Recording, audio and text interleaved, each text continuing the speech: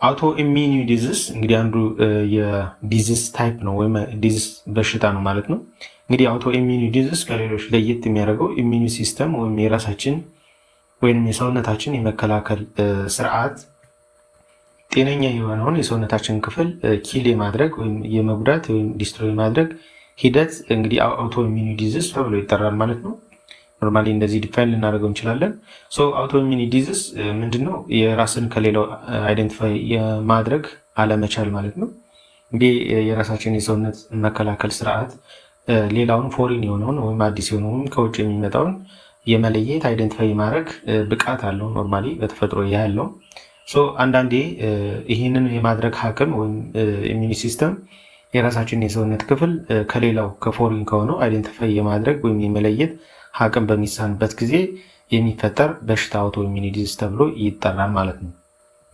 እንግዲህ ቅድም እንዳልነው ሰልፍን ከሌላው ወይም ፎሪንን ከሰልፍ አይደንቲፋይ ማድረግ ወይም የራስን ከሌላው የመለየትና በዛ ልክ ስራን መስራት አለመቻል በራሳችን የሰውነት መከላከል ስርዓት ማለት ነው።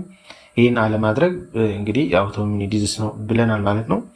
እንግዲህ በሚሆንበት ጊዜ እንግዲህ ኮምፕሌክስ የሆነ በሽታ ወይም ተያያዥ የሆኑ ችግሮችን ያመጣል ማለት ነው። ለምሳሌ ብንወስድ እንግዲህ ዲያቤተስ ማሊተስ ወይም የስኳር በሽታ አንዱ እንግዲህ ክሮኒክ የሆነ ዲዚዝ ነው ወይም በሽታ ነው ማለት ነው።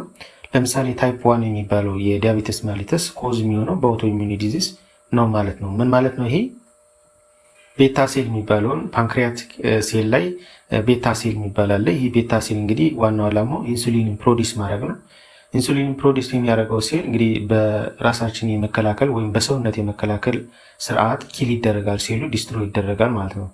እንግዲህ ዲስትሮይ በሚሆንበት ጊዜ እንግዲህ ሴሉ ከሌለ ሆርሞኑ ሊመነጭ አይችልም ወይም ኢንሱሊን ሊመነጭ ወይም ሊኖር አይችልም ማለት ነው።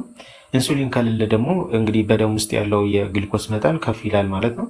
ይህ ይፈጠራል ማለት ነው። ስለዚህ አውቶ ኢሚኒ ዲዚዝ ከፍተኛ የሆነ ችግር የሚያመጣ በሰውነታችን በስርዓት ወይም በጤንነታችን ሄልዝ ላይ ከፍተኛ የሆነ ችግር የሚያመጣ ነው ማለት ነው፣ አውቶ ኢሚኒ ዲዚዝ ማለት ነው። ስለዚህ ቅድም እንዳልነው እንግዲህ ዲያቤተስ ማሊተስ እና ሌሎቹ በተለይም ታይፕ 1 ዋናው ኮዙ መምጫው ይሄ ነው ማለት ነው። የራሳችን የመከላከል ስርዓት ወይም የሰውነት የመከላከል ስርዓት የራሱን ሴል ወይም የራሱን ኖርማል የሆነውን ጤናማ የሆነውን ኪል በሚያደርግበት ጊዜ በሚጎዳበት ጊዜ የሚፈጠር ዲዚዝ አውቶ ኢሚኒ ዲዚዝ ተብሎ ይጠራል። ለዚህ ደግሞ እንግዲህ ቅድም እንዳልነው ታይፕ 1 ዲያቤተስ ማሊተስ ወይም የስኳር በሽታ እንግዲህ አንዱ ኤግዛምፕል ነው ማለት ነው። ብዙ አይነት በሽታዎች አሉ በዚህ ሁኔታ የሚፈጠሩ።